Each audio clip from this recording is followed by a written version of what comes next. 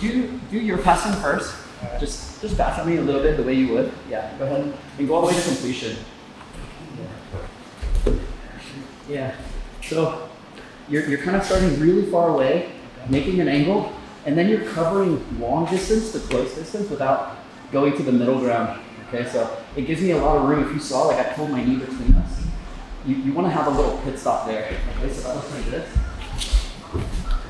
Rather than trying to make an angle, can I turn the Bluetooth off? Is that okay? Oh, yeah.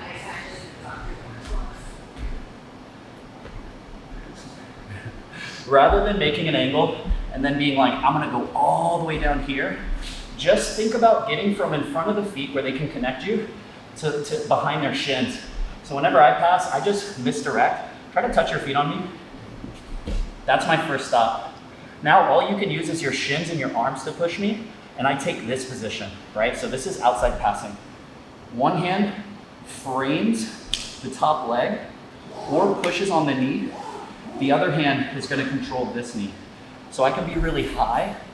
See how my forearm is working on this and my knee is here, or my hand is on the knee? I can be really high with your hips facing up. Now start to retain, start to defend. See, I can just walk around like this. Or I can sprawl on this and put my head on my forearm and kind of put this position on you where you're kind of using a lot of energy. So keep your guard tense, feel this. Right here. And I can keep this hand back and just work from here. See, I can be here all day. Try to recover. And then I work that same pass that you were working where you push the knee pass and put your hip down. That little pit stop position is going to increase your fight economy because you're not going to be taking these big movements and then getting recovered on, so you're wasting energy.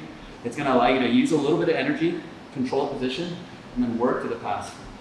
So if you try it on me, your first goal isn't to pass, it's to get to that outside position. So just move my feet, yep, and then almost like lay your body on this, like lean on it. See how I push against you? Let that support you. And face me like this, yeah. The way I'm gonna recover is by bringing this leg in front of you and pushing you away. So your whole goal with this arm is to make sure that doesn't happen. So you can push this knee, see that? Or you can frame here and use your forearm, see? Now start to stand up tall. And if I'm gonna push on your chest, you're thinking about taking away this as a surface for me to push on, so your head goes down and attaches to your forearm. Walk your hips back. You're sprawling on me. Look at like how I don't have, like my leg can't even go on your chest. I don't really have anything to push on. I'm just using a ton of energy here while now you're doing that pass you wanted to do, you know?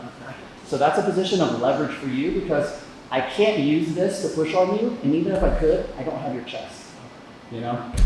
So that's how you're gonna pass it black belt push, you know? Thank you. Yeah, and then you just drill it 1,000 times. I would suggest doing this drill. This will help you a lot. Like,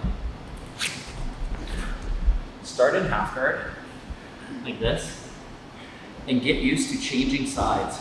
So that looks like this. Look, keep this knee kind of high like a knee shield. I go ankle, bottom knee. I use your body to support me. So resist a little bit with your legs. Look how I lift. I walk around to the outside, frame you with that. Like open your knee, boom. And then I look for this position, boom. And then I go back to half guard.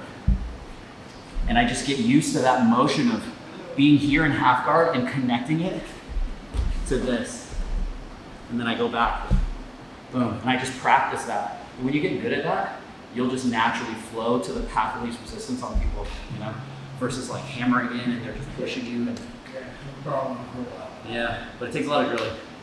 Yeah, you're welcome. Is it weird like me teaching on the camera to you? Yeah. Is it weird like? Extraordinary.